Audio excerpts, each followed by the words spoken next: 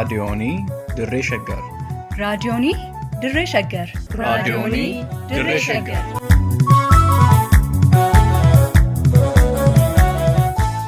Raadiyoonii Dirree Shaggar. Raadiyooniin Dirree Shaggar torbaan guutuu guyyoodhaan galgalatti sa'aatii tokkorraa eegalee hamma sa'aatii tokkoof walakkaatti dambalii gabaabaa meetir baandii 19 kiiloo heerzii 15,415 irratti qophii dabarsuu amma jalqaba. Raadiyoonii Dirree Shaggar.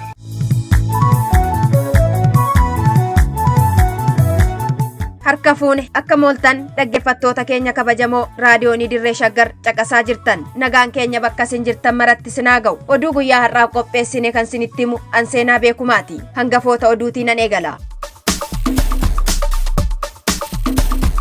Mootummaan Bilxiginnaa dargaggoota Oromoo Finfinnee fi naannawaa magaalattii jiraatan hidhaa fi doorsisaa jiraachuun dhaga'ame. Milishoonni naannoo Oromiyaarraa waraanaaf gara naannoo Amaaraatti ergaman humnoota Amaaraan waraanamaa jiraachuun dhaga'ame. Amma oduuwwan tokko tokkoon.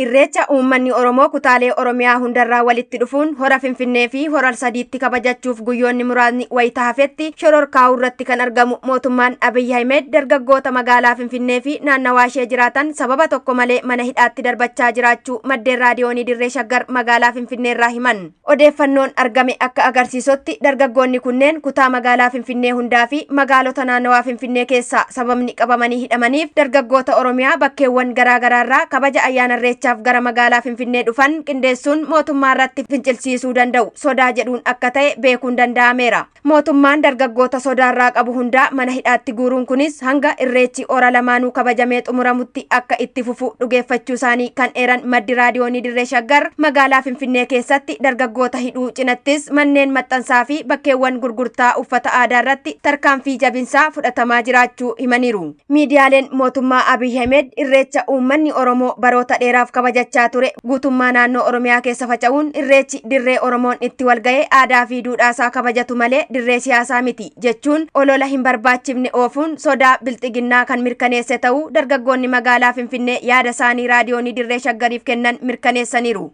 Haaluma wal qabateen godina addaa naannawaa Finfinneetti dargaggoonni jumlaan ukkaanfamaa jiraachuun dhaga'ameera. Godina addaa naannawaa Finfinnee magaalaa Buraayyuu keessatti poolisoonnii fi milishoonni magaalichaa dargaggoota hedduu ukkaamsuun mana hidhaatti guuraa akka jiran maddeen keenya raadiyoonii Dirree Shaggaritti himaniiru. Maddi keenya tokko akka jedhanitti dargaggoota waajjira bulchiinsa magaalaa Buraayyuu fuulduraa puulii taphachaa turanitti marsuun poolisii fi milishaan dargaggoota hedduu yeroo sanatti eenyummaa isaanii adda baafachuu hin dandeenye qabanii reebaa waajjira poolisii galchuu akka ijaan argan dubbatu. Kana malees milishaan maqaa sakatta'insaatiin dargaggoota irratti xiyyeeffachuun keessumaa dargaggoota waraqaa eenyummaa magaalichaa hin qabnee fi kanneen qabaatanii hin haaromsiisin reebuu fi dararuun ba'aa fi gala dhorkaa akka jiran maddi keenya ibsaniiru. Namoonni kabaja ayyaana Irreechaaf dursanii godinaaleerraa magaalicha galan waraqaa eenyummaa qabaatanis ergama abaaboo shanee baattanii dursitanii dhuftan jechuun keessattuu namoota umurii qeerrummaarra jiran dararaa akka jiran maddi keenya magaalaa Buraayyuutii dubbisne raadiyoonii Dirree Shaggaritti himaniiru.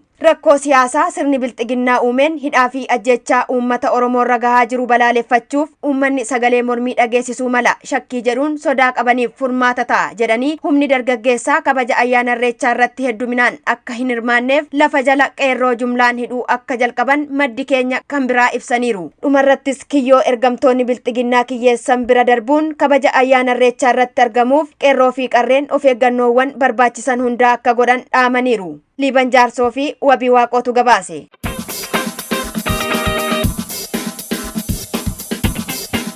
Mootummaa naannoo Amaaraa gargaaranii humnoota TPLF akka waraananiif milishoonni mootummaan naannoo Oromiyaa garasitti erge sababa Oromummaa isaaniif qofa humnoota addaa naannoo Amaaraa fi gurmii finxaaleeyyii Faannoo jedhamuun waraanamaa jiraachuun gabaafame. Suur sagaleen milishoota sabaan Oromoo ta'anii humnoota TPLF'n booji'amanii miidiyaalee irratti mul'atan qaamni milishoota Oromoo garasitti duulanii kunneen madaa'uu isaatii maddiitti madaan qaama isaaniirraa mul'atu meeshaa qara qabuun humnoota Amaaraatiin akka waraanaman yoo ibsan hubatameera. Suur sagalicharraa akka hubatametti milishoonni kunneen fuulduraan humnoota TPLF waliin akka wal waraanan taasifame karaa booda ammoo humnoota addaa naannoo Amaaraa fi garee finxaaleeyyii Faannoo jedhamuun waraanamaa akka jiranii fi meeshaaleen waraanaallee humnoota kanneen irraa hiikamaa akka jirantu himame. Waraana Oromoo hin ilaallanne irratti hirmaachuun poolisoota Oromiyaa, milishootaa fi dargaggoota Oromiyaa wareegama gatii hin qabne kaffaluu akka ta'e uummanni karaa danda'e hundaan ergaa dabarfachaa tureera. Wabii Waaqootu qindeesse.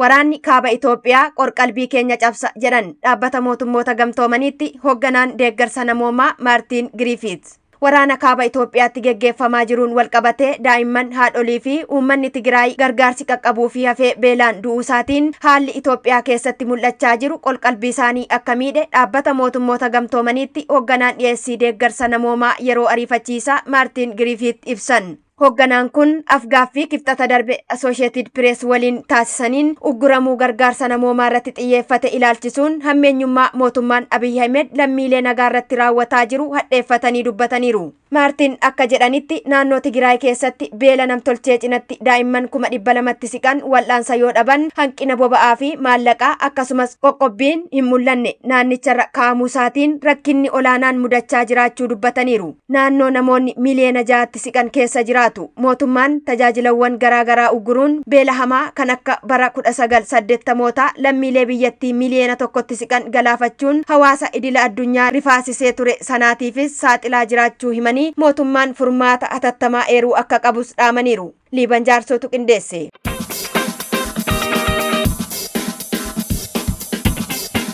Waraanni Sudaan daangaa biyyi isaanii Itoophiyaa waliin qooddattu kabachiisuuf qophii ta'uu beeksise. Daangaa Sudaan cabsuun weerara waraanni Itoophiyaa naannoo Alfaashaagaatti taasise ofirraa qolachuu fi sochii waraana Itoophiyaa karaa baha Sudaan taasisaa jiru irratti Sudaan daangaa ishee Itoophiyaa waliin qooddattu kabachiisuuf qophii ta'uu ishee akeekkachiifte. Ministeerri raayyaa ittisa biyyaa Sudaan Yaasin Ibraahim ibsa tajaajila oduu Sudaan sunaaf kennan wabeeffachuun Sterheland akka gabaasetti waldhabdeen daangaa Itoophiyaa fi Sudaan gidduu jiru kan yeroo dheeraa lakkoofsise ta'ullee dhuma baatii Sadaasa bara darbee keessa waraanni Sudaan daangaa lafa naaf maal jettu Alfaashaagaa to'achuu yoo beeksistu Itoophiyaan garuu waraanni Sudaan daangaa ishee ce'uun loltoota qubachiisuun himachaa turte. Baatilee as dhiyoo keessa walgaareeffannaa cimaa keessa kan seenan biyyootiin lameen lafa kondeeffadha kan jettu Sudaan dhimma bu'uura waliigaltee Itoophiyaa fi Biriitiiniyaan Sudaan bakka bu'uun bara 1922 mallatteessisaniin daangaa sararachuu yoo feetu Itoophiyaan garuu irra deddeebitee waliigaltee haaraaf waamicha taasisaa akka jirtu gabaaseera. Sudaanii fi Itoophiyaan dhimmoota gurguddoo lamarratti akka malee walgaareeffachaa kan jiran yoo ta'u caalmaatti immoo walitti bu'insa Itoophiyaan keessa jirtuun walqabatee walgaareeffannaan kun lola cimaa naannoo gaanfa Afrikaatti akka dhaluu fi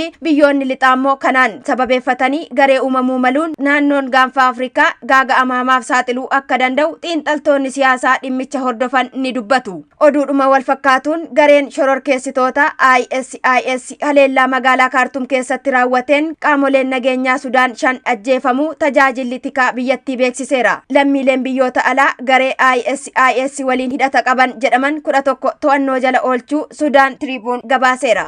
Liiban Jaarsootu qindeesse.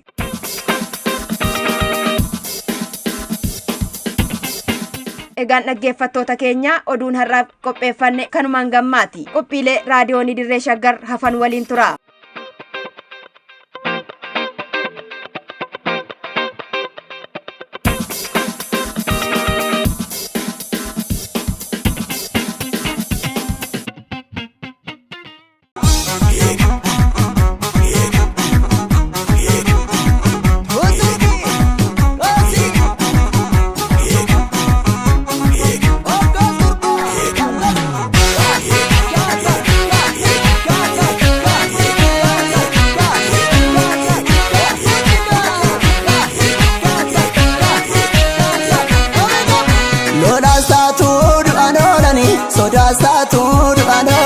Guyyaa dhiiraa dhuftuun beekanii beekadhu warruu seenaatu si gaafata dhiiga qeerroo sitti watwaata wareegame malee biyyan kennini falmadhu lolaas taatuu du'an oolani sodaas taatuu du'an oolani guyyaa dhiiraa dhuftuun beekanii beekadhu warruu seenaatu si gaafata dhiiga qeerroo sitti watwaata wareegame Waraanni malee biyyan kennini. Falmadhu falmadhu falmadhu.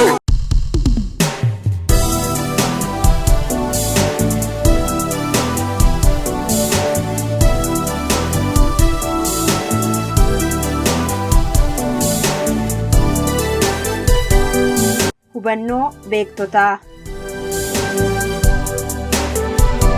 Sagantaa kanaan ilaalcha, taajabbii, qeeqa, hubannoo fi qorannoo hayyoonni haala dhimma biyya keenyaa irratti barreessan isiniif dhiyeessina. Hubannoo beektotaa.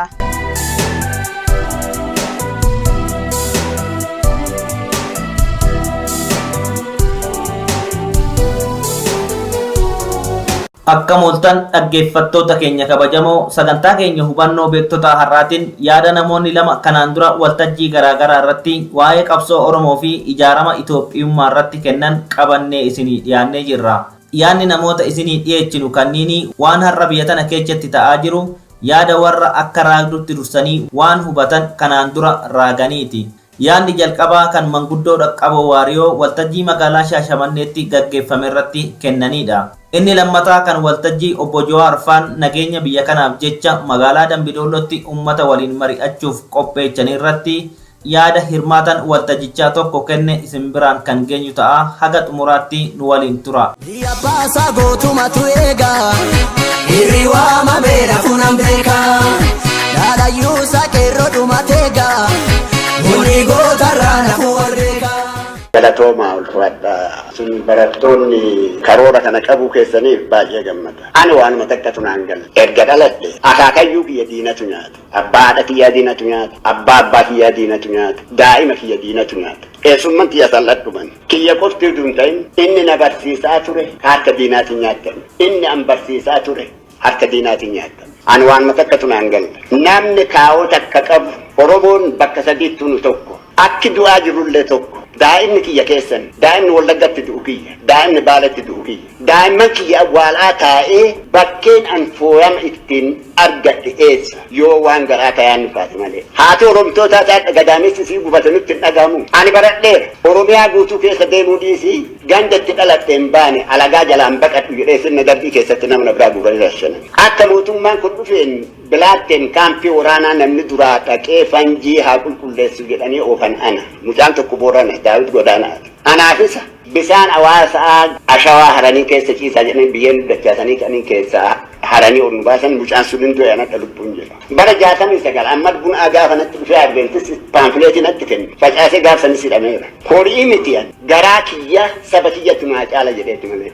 Daa'ima kee yuunivarsiitii Adaamaa keessaa ijoollee shan waliin. Gaafa sii daa'imolee eebbisan dhattee ijoolleen dhukattee alaabaa adda bilisummaa Oromoo gubbafannaan saniif qabanii ajjeesan. Adaa daa'imni tuu kun keessanii miti isin warri wal footan kun. Adaa dhiigni haadha Oromtootaa Qilinxoon balbalatti jigaaf keessanii miti. Adaa Tasfaa'uun Cemadaafa keessanii miti. Adaa Magarsaa Badii keennaa miti. Adaa lafeen Nishaagaa lafa jedhamtu Ogaadeen dhumte teennaa miti. Nuti Ameerikaallee deemnee Ameerikaan taanu. Goondariittillee galu. Gondariif hin taane. Maqaleettillee galle maqalee hin taane. Inni abashootaa nuuf hin ta'u. Maaliif nutti hin agarne? Nadhii gammadaa fuudhee dhaleedha. Arsiif manaa bahee Wallaggaa Arsii gumii shaneeti gumii maaliiti wali jedhu. Ilmi hattichaa ilma hayyichaatti. Wanni itti qaana'u hin jirtu. Beeka Oromiyaa keessaa hin baane. Baqqalaa Dawaan gaafa qaban ture. Hin baane biraa hin bahu. Ammas hin bahu. Biyyatti gala malee akka daa'imman an dhaleef ta'e. Fakkeenyi Oromtoonni dhalan biyyatti galan san biyyatti gala malee garri baan hin jiru. Haadha manaati bara waggaa lamaadhaa gadaamessa kanaa waan hin taane dhaltee jedhanii Shaashamannee gabbuusanii tumaa turanii adda namummaa baatu. Maaliif kaawwaniif garaa waliin hin adeemu adii walitti himna. Duuti takkittiidha. Bilisummaan takkittiidha. Oromoon takkitti. Abaaboo tokkoome. Abaaboo faca'e. Abaaboo shanee. Abaaboo maalii. Katolte bakka barbaade dhaqaa yoo isinii tolte nuuf yaadee maatii gara biraatti kaasaa akka isinii tole san nuuf tolee hin jirru nu du'aa jirra nu gubachuu keessa jirra ammas hin gubanne borus hin gubanne barataa yuunivarsiitii yaa'ee biyya kee Qilinxootti dhumataa jira qaallittiin mana hidhaa ta'e maaliif wassoomne lakki Oromoon meerkurii irraa dhufee Oromoon karaa Wallaggaa Maarsii bu'e namni jedhu yoo jiraate baaroo tumsaa lixatti dhalateeti miti asitti wareega baloo dachaas baaroo tumsaa Magarsaa Badii abboomaan fiquu haala kamiin dhuma yoo jenne wal dhabatee natu fixe diinaa miti kan nu fixe rasaasa diinaa dandeenyeerra rasaasa kennan dadhan namni tokkummaa Oromoo diigdu yoo jiraate namni Oromummaan siin taane finni kan keen duune finna keetti du'aa jira uf laali. Ilmooleen caaleen cuma kan goota ilma baadhumsaa sana fakkaata. adda bilisummaa Oromoo jechuun Piroofeesar Jaafasan የተቀበረ ኦሮሚያ ታሪክ keessatti ilmi namaa bilisummaa dhalate bilisummaan biraa kan ta'u hawwitan kaan inni kabarbaadu Saayila Sillaaseen akaakayyuun miniliki waan inni jedhin beeku kitaaba keessaa Oromoo dhayi gaafas Oromiyaa nyaattaa gaafas Oromiyaa qabattaa jedheen gaafa bishee garbaa qabanii kennan Oromootu qabee kenna qabiidhaa waan hafee Oromoo micciiranii gaafa haadha isaa harma muran gaafa nu kolaasan gaafa sanni geessoo kolaasan gaafa ujunee baajee qalan gaafa gishaa bushee qalan tufee maammaati Oromoo minilikiin akkatti qabatee qawween bakka amaarri waaqa jalaa baqatu jedhu bu'aa garaa ofiiti ammas nu tokko lafeen teenna takka dhiini kenna tokko daa'imni wallagga du'aan biyyan du'aa jira daa'imni baala du'aa jiru biyyan du'aa jira harargee akka waan volkaanoo lafa jalaa dhoo'ee harka namaatiif wodhaba kennaan ilma namaa mana haasanii akka galaba amanitti ijaaraa jiraataa jira. Nu saaxinii badhaa keessan nu awwaalanii socho'arra malee uummata du'ee lafa jiru mammaaka tokkotu jira. Qorri attanna mana jennaan inni bullukkooffata. Inni mana oo'aa keessa jira. Na'aa miti warra daaqaan bulu gaafadhu jedheen. Haati Oromtootaa isinitti mudhanne hooggantoonni maqaa Oromootiin biyyaa baatan. Daa'imman Oromoota awwaalaaru isinitti mudhanne. Daa'imman keessan biyya biraan qabnu biyyee biraan qabnu Oromoo biraa tamaa meerkurii irraa maarsiin irraa nu buuta hin qabnu. Yoo namni bu'aa mataa ofii hin ilaalu yoo ta'e waan haga firee gumaatee fi namni ummanni natti dhagama ba'aa ummataa baadhawoo jedhe waan haga gumaatee fi waa ofii yaadataanaa ummata isa waraabessan nyaataa jedha sirriidha waraabessuun nyaateera bu'aa mataa kennaa laallee jiraadheera jiruu jiraadheeraan walaa ilaallu yoon wal kabajjine yoon wal jaalanne diina dhukaasa malee biyya teenna abbaa biyyaa irratti taane haalli walitti kabajjinee qaroomnee haasofnu hin jiru du'aa jirra hadhallee du'aa jirra kaleellee du'aa jirra ammas wanti nu siqooyitu hin jiru gaangoo haa nu siqan gaafa nu tokko taane gaangoo haa nu siqan yoo sammuu barannee ittiin jirru muuxannoo qabnu sana tokkummaa keennaa yoo oolchine haga bara sadii adhaatitti ani dhageenye abaa'oo lama ta'e amma dheengadda gaman hidhaatii bahe akka ummata keessa bahuun dhabe maallaqa irraa kadhatanii daandiitti yakana naa jabeessi jedhaa ummatatti facaasaa jiran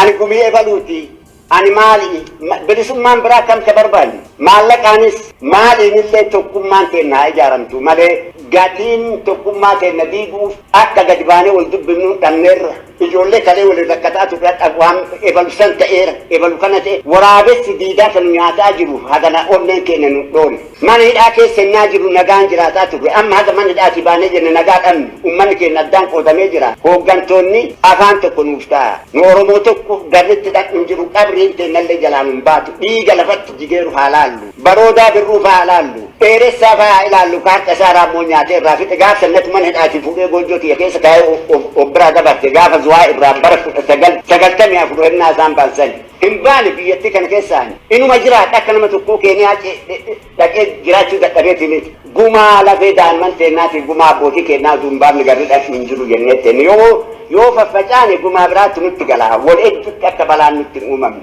ofaa ilaallu salphannee jirraa tunnee jirraa kadhattuu taanee jirraa biyya wayii hin qabnu addaraash abbaa biraa keessa taa'aa jirraa addaraash keenya hin qabnu waadaan rabbiillee lafeen Magarsaa Bariillee lafeen Maammoo Mazammir lafeen Hayile Maariyaam Gammadaa lafeen Haaji Abdullaahi Ganamoo akka nama fakkaannee deemna malee nu hin jirru yoo tokkummaa keenya ijaarra malee tokkummaa keenya irratti yaada walii nuu deebisa du'aa jirra namni gumaa baafatu waliin dhabu namni tumamaa jiru waliin dhabu namni saamamaa jiru waliin dhabu daa'imman isin duubaan dhufaa jiru daa'imman nu duubaan dhufaa jiru karaan taane nutti hin cufinaa walii liqimsinee daandii takkitti irramee hadannu adda bilisummaa Oromootiin alatti namni deemu yoo jiraate adda gabrummaa Oromoo yoo ka ijaaru ta'e haa ijaaru dhaanuu hin dandeenyu addi gabrummaa Oromoo hin jiru adda bilisummaa Oromooti ka jiru waggaa keessatti gizee 4-5 hidhamee gizee takkitti ba'een boloqqee facaafatee ka jiraatu dhiiga daa'imman tiyyaa ka jigaa jiru dhiiga abbootii keenyaa ka jigee jiru fafa baannee akka namni wal nuu danda'a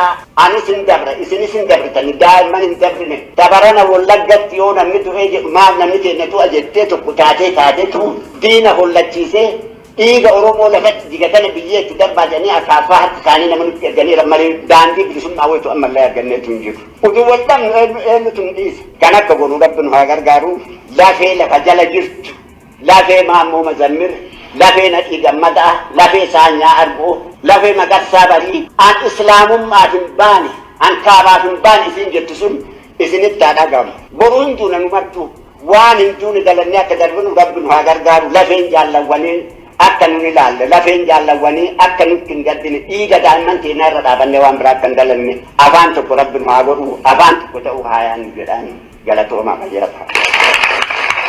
Jaalee rola kawwee jaalee ajaalee jaalee rola kawwee jaalee ajaalee nafanyaan injilu gombisan malee. Namoota isaan afeeran aktiivistoota jedhanii namoonni isaan afeeran Oromoo urursuu jalqabanii dhiisii qobsii miila lafaa qabattu jedhanii maaltu ta'eennaan miila lafa qabatti buqqa'uu qabdi malee maal jechuudha beekoo guyyaa sadii dura awwaaletanii gaddarraan ka'ee dhufe kunoo gaabii fudhadheen dhufe amma qeebbeedha namoonni bosona jiru amma irratti dhukaafamaa jira gaddarraan ka'ee dhufe guyyaa 9 ta'ama akka aadaa naannoo kanaatti dhiiseen dhufeeni sagaleen kana isinitti madda waan danda'amu naasaa jedhe mootummaa kanaa irraa gattaanuun jettuu obbo Jawaar mootummaa kana baakii gootu mootummaa isa kaleessa Mallas Zeenaawii Hayilmaariyaam faan hoogganaa turan isa nutti dabarse miidiyaan keessan gidaamii qotee bulaa 18 ajjeefame Dr. Abiyyi maal jedhanii Adwaan lamaan tufennu nuun jedhanii min maalat no what does it mean Adwaa kan Oromoodha seenaa isaan irraa ka'uu barbaadan ni beekna waa'ee Kushite civilization isa siidaa Aksum akka ni ta'e nan beeka kitaaba taarikhinotaana የውግና ድርሰቶች jedhu dubbiseen jiran achi keessatti waan ibsame dhugaadhanni hundeen isaa hundee qaroomina kuushi achiyyuu miti nuubiyaan iyyuu qarooma kuushi har'a garuu Oromoon Adwaa kileemii gochuu danda'a Tigraayin kileemii gochuu dandeenya nuun maaliif nu goomsitu Adwaa Tigraay keessa naannoo Tigraay saba afaansaa qabu saba aadaa mataa kansaa qabu jira maybe in the long past lafa Oromoo lafa kuushii ta'uu danda'a har'a garuu miti saba ul danda'eetu jira Adwaan lamaan tatan ማለት እኮ ምን ለመምታት እንደሆነ እናውቃለን ምን ለማለት እንደሆነ ዶክተር ለማ መገርሳ ኢትዮጵያዊነት ሱስ ነው ረን ሱሚ ደሞ ሱሲ ለኢትዮጵያውያን ኦሮሞዳፍ yes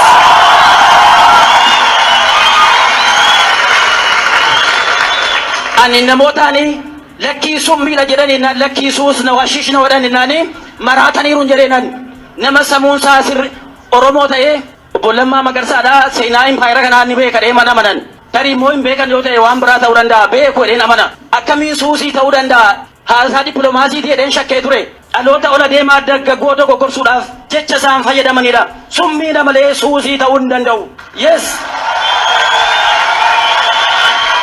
keessatti salphanne keessatti maqaa dhuunfaatiif maqaa sabaa dhabne keessatti arrabsanne impaayera Itoophiyaa yeroo seen Oromoof gaarii taate tokkollee hin jiru tarii Oromoon Itoophiyaa bifa haaraatiin yoo seen ijaaramte hin morma jedhee namanuun hin mormu garuu akka amma seen jirtutti the approach is to maintain the old empire the sick man of the horn isa warri Turkiidhaa the sick man of Europe jedhanii Ottoman Turkish Empireidhaan the sick man of the horn maaliif suphuuf adeemta Jawaar Mohammed la why maaliif it should be dismantled yes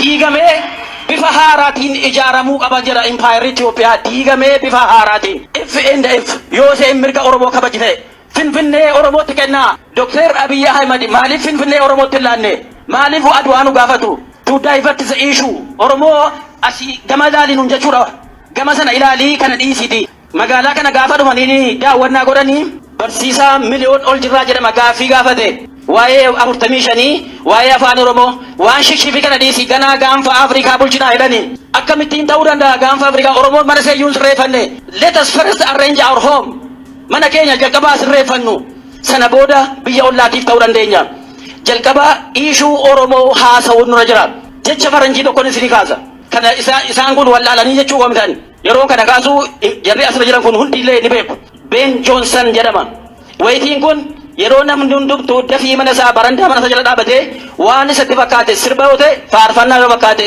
faarfatu yookaan sirbuudha mana namaa jala waa'ee Horn of Afrikaa waa'ee maalii waan fagoo waan hiixataa Oromoo dogoggorsuudhaa fi siistama fayyadamamaa jirudha siistamni kun maaliif jennaan chaartara AU yookiin the former OAU 1964 magaalaa Kaayirootti murteeffamee ni beeknaaniin maal jedhanii murteessanii we maintain respect the colonial boundary jedhan Oromoon Keeniyaa keessa jira moo hin jiru Moyaalee Keeniyaatii hanga Naayiroobiitti naannoo kiiloomeetirii 500 Oromoo duwwaa jira Oromoo Booranaa ofitti dabaluu dandeenya ree we can't Tanzaaniyaa keessa Oromoon jiraachuu danda'a jiraan Ugaandaa ni jiruun warri tiksee jedhaman jara sana kileemii gochuu dandeenya irra how on earth akkamitti hin dandeenyu wantoota jirantu nu daangeessachuudha gaanfa Afrikaa bulchinaa maaloodha this is an illusion wantoota abjuu natti fakkaatan mee kottaa Oromiyaa cimsaatii yeroo sana Oromoo Amaaraafis warra kibbaa wajjin wal taanee Itoophiyaa haaraa ijaaruu yeroo kana dandeenyaa jedheen amanaan.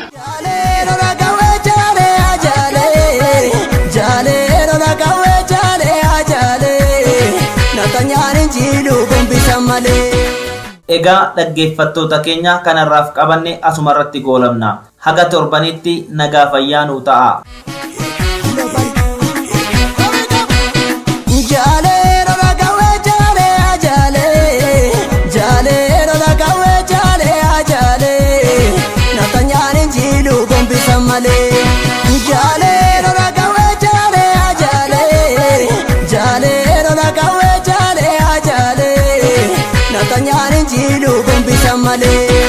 Gombiif kilaashii tokko samalee Natanyaan jiru gombi samalee Gombiif kilaashii tokko samalee Natanyaan jiru gombi samalee Gombiif kilaashii tokko samalee Natanyaan jiru gombi samalee.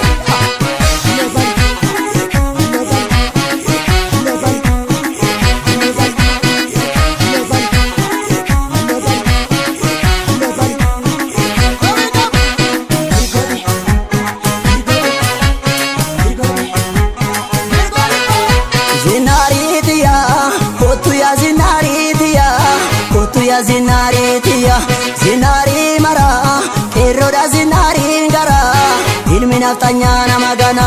Zinari mara, eroda zinari ngara, ilmi naftanya nama gana. Zinari dia, wala gafku jirani yani. Zinari dia, irma dulamin chalisini. Zinari dia, hayu gala fatte jarreni. Zinari dia, haile fidanya te sareni. Zinari dia. Sanami fatte gadeni Hinaridiya Moti Oromoof du'a labsuuni Hinaridiya Amma kaduri miti dubbini Hinaridiya Walirratti kan dhumnu murtiini Hinaridiya Amboo tokkummaan itti marse Hinaridiya Jara jetti daandeebise Zinaarii mara Oboodha zinaarii ngara Ilmi alagaa nama gana Zinaarii mara Oboodha inni kan galuuf kaata galaa gootota baate inni kan garaaf kaata imaana sabaa nyaate ilaashee shirka dhiira facaasii mataa diina harrooyaa marii dhiira facaasii mataa diina.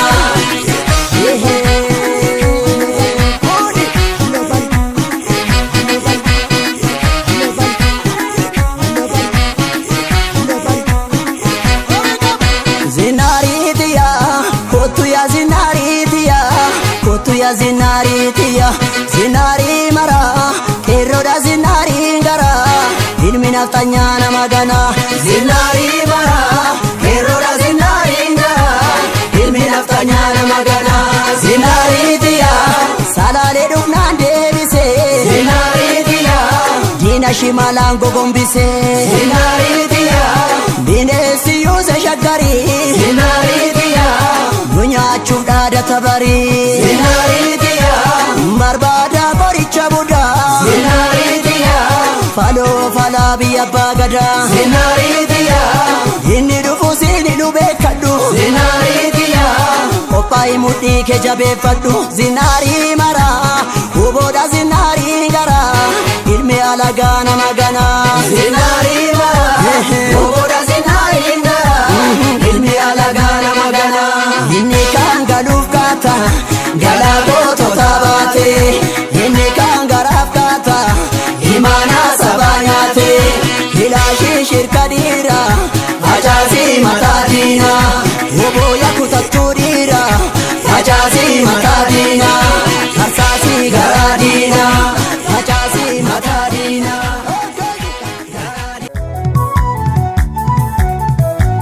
Egaa dhaggeeffattoota keenya oduu dabalatee sagantaa keenya har'aatiin akka bohaartanii fi hubannoo sakkarraa qooddattan ni abdanna. Sagantaa hubannoo beektotaa torbaan dhufu sa'aatii wal fakkaatu irratti isiniif dhiyeessinu irratti akka dhiyaattaniif asuma isin affeeraa tamsaasa raadiyoonii Dirree Shaggar boru galgala sa'aatii wal fakkaatu irratti isiniif darbuun walitti deebina. Turtii gaarii qabaadhaa.